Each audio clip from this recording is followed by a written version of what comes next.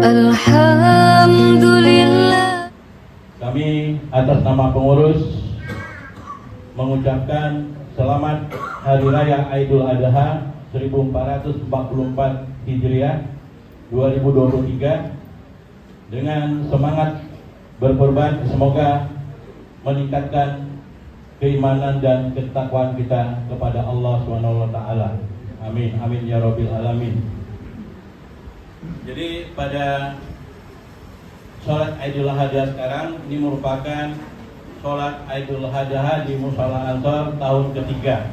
Pada Idul Adha saat ini sedikit berbeda dengan tahun sebelumnya, di mana penyembelihan kurban kita lakukan besok pada hari Kamis tanggal 29 Juni 2023. Di mana sebelumnya biasanya kita lakukan setelah sholat Idul Adha. Hal ini mengingat karena ada beberapa peserta kurban yang sholat Idul Adha-nya hari besok. Allahu Akbar, Allahu Akbar, Allahu Akbar, walillahil hamd. Salah satu di antaranya harta. Kita lahir, kita tidak bawa apa-apa. Setelah kita bekerja, banyak yang kita kumpulkan. Rumah mewah sudah kita miliki, pangkat dan jabatan sudah kita nikmati, harta yang melimpah sudah kita rasakan. Nikmat harta, maka pergunakan harta itu di jalan yang diridhai Allah Subhanahu wa ta'ala. Maka pada ayat yang kedua Allah sampaikan, fasholli li rabbika wanhar. Maka dirikanlah salat dan berkorbanlah. Salat yang kita dirikan dengan harta. Tidak bisa kita salat tidak dengan harta. Kita salat harus menutup aurat, harus beli kain, harus beli baju rapi, suci dan bersih dengan harta.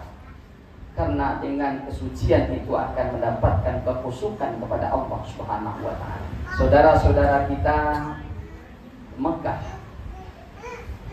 telah melaksanakan seluruh rangkaian ibadah haji kemarin. Beliau telah wukuf, mereka telah wukuf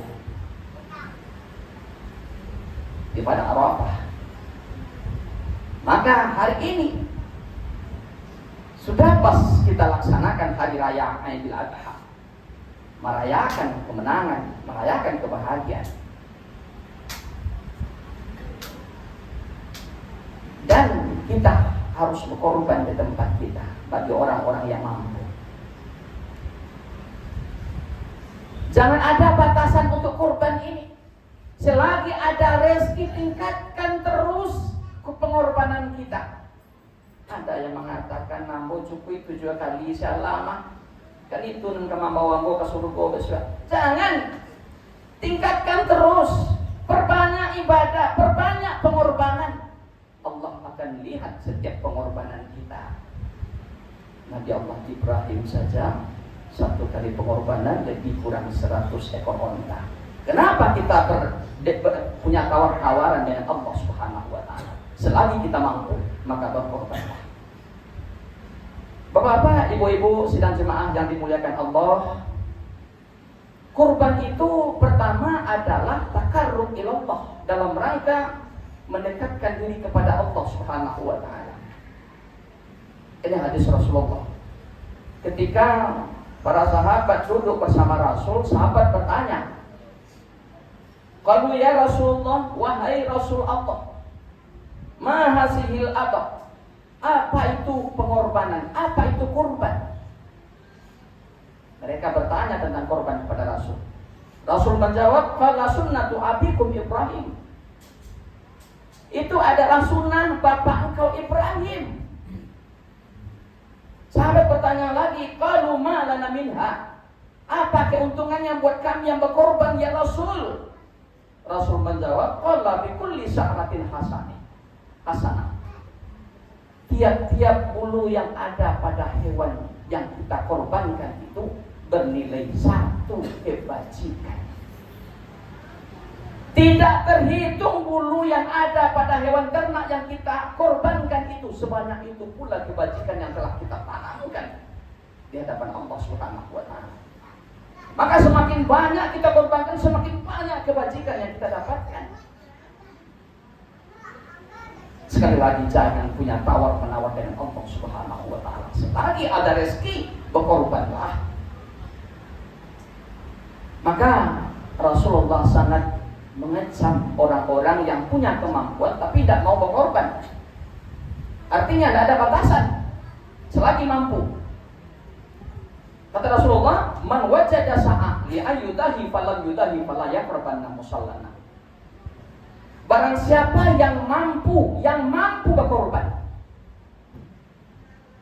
lalu mereka tidak berkorban, fala yaqrabanna musallana. Jangan dak-dak jo tampe ibadah, kata Rasulullah. Jangan dak-dak jo tampe ibadah kami, kata Rasulullah sallallahu alaihi wasallam. Maka untuk itu berkorban dalam rangka mengharapkan ridha Allah, mendekatkan diri kepada Allah Subhanahu wa taala. Kemudian yang kedua, dalam rangka hablum minan nas, hubungan dengan manusia. Dengan adanya daging yang kita korbankan itu, kita bisa berbagi dengan fakir miskin yang ada di tempat kita. Dan itu pun tidak terbatas daging itu.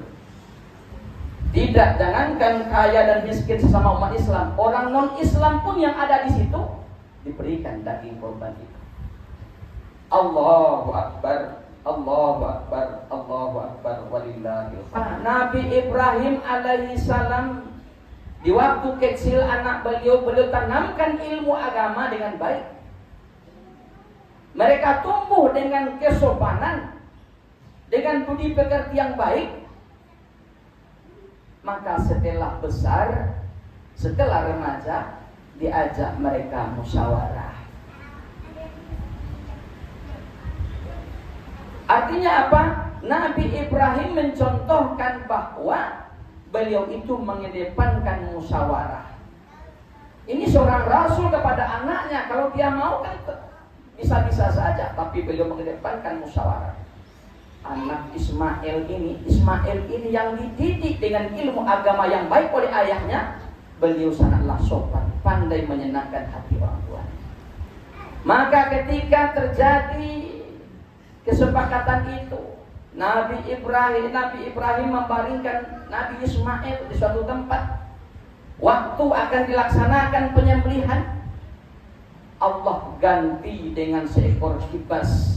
Allah ganti dengan seekor domba dari tempat yang didatangkan dari tempat yang jauh. Dalam sekejap mata yang tersembelih adalah kibas domba itu. Artinya apa?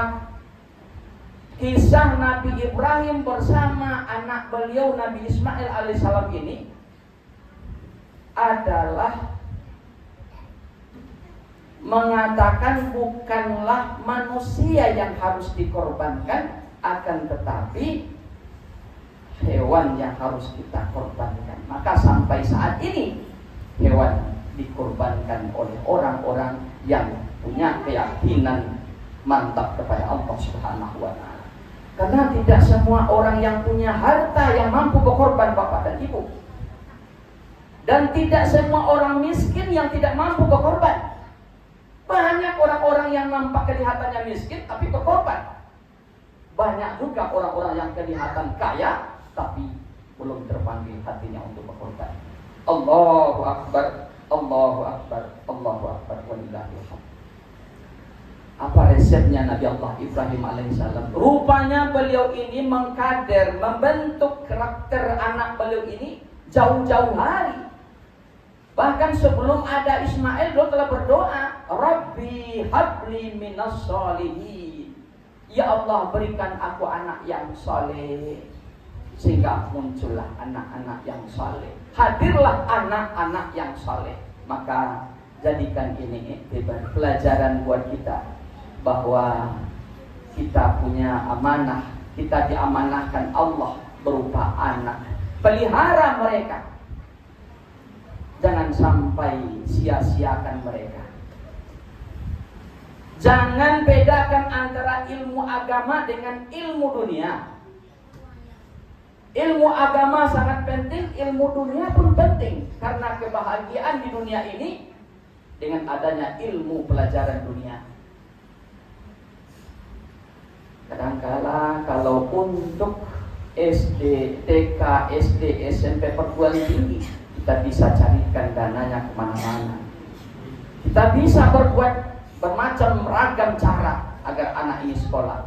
Tapi ketika mengaji di masjid, di musala, pelajaran agama, kadangkala SPP-nya bertumpuk-tumpuk belum dibayar. Nah, bapak-bapak, ibu-ibu sidang jemaah yang dimuliakan Allah, mari kita perhatikan amanah Allah ini. Mereka tumbuh dengan ilmu yang mantap, agama yang luar biasa. Maka ketika mereka tumbuh dengan amalan yang mantap, iman yang kokoh, mereka akan selalu berbuat baik kepada kita. Allah perintahkan, wa wasainal insana biwalidayhi hamalathu ummuhu wahnan ala wahnin wa fisaluhu fi amain anishkurli wa liwalidayka ilayyal masir. Aku perintahkan kepada seluruh manusia untuk berbuat baik kepada dua orang ibu bapaknya. Wahai para remaja, diperintahkan kita berbuat baik untuk kepada dua orang ibu bapak kita. Beliau telah mengandung kita selama 9 bulan 10 hari. Beliau telah menyusui kita selama 2 tahun. Bersyukurlah kepadaku dan kepada kedua orang tuamu, karena kepadakulah kamu kembali. Maka para remaja, selagi beliau ada bersama kita, bahagiakan beliau. Jangan sakiti hati beliau, jangan siksa beliau. Maka ada beberapa hal yang harus kita perhatikan. Di waktu beliau kokoh, di waktu beliau sehat, beliau tidak perlu kita. Tapi ketika beliau sudah tua renta, beliau sangat membutuhkan kita. Sangat butuh perhatian dari kita. Di saat tua dan renta, tidak bisa lagi apa-apa. Maka pertama yang harus kita lakukan adalah beri beliau makan seperti apa yang kita makan. Belikan pakaian yang bagus seperti pakaian bagus yang kita beli. Tempatkan beliau pada tempat yang baik di tempat kita. Jangan ada niat untuk menyerahkan beliau kepada panti jompo.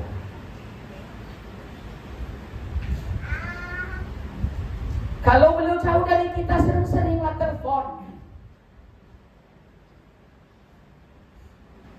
Jangan cepat percaya dengan omongan ketika beliau ditanya tentang kesehatannya. Jangan kita cepat percaya kalau kita tanya kesehatan beliau, beliau katakan baik-baik saja. Jangan kita percaya. Cepat-cepat buktikan, lihat.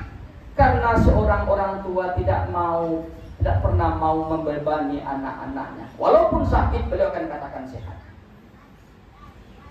Andai kata kita jauh, pulanglah, temui beliau, salami beliau. Mungkin pertemuan itu merupakan pertemuan yang terakhir kita. Rupanya uang yang kita kirimkan tiap bulan, Pak, Ibu, tidaklah cukup memberikan kebahagiaan sempurna untuk beliau. Tapi kadang-kadang kehadiran kita di hadapan beliau sangat memberikan kebahagiaan yang luar biasa kepada beliau. Maka dengan pelajaran dari Nabi Ibrahim alaihissalam dengan Ismail ini, kita jadikan anak-anak kita jadikan kita sebagai orang tua, anak-anak kita yang selalu hidup sopan dalam kehidupan ini. Tabarakta Rabbana ya dzal jalali wal ikram. Allahumma antas salam wa minkas salam. Tabarakta Rabbana ya dzal jalali wal ikram. Allahumma antas salam wa minkas salam. Tabarakta Rabbana ya dzal jalali wal ikram. Allahumma antas salam wa minkas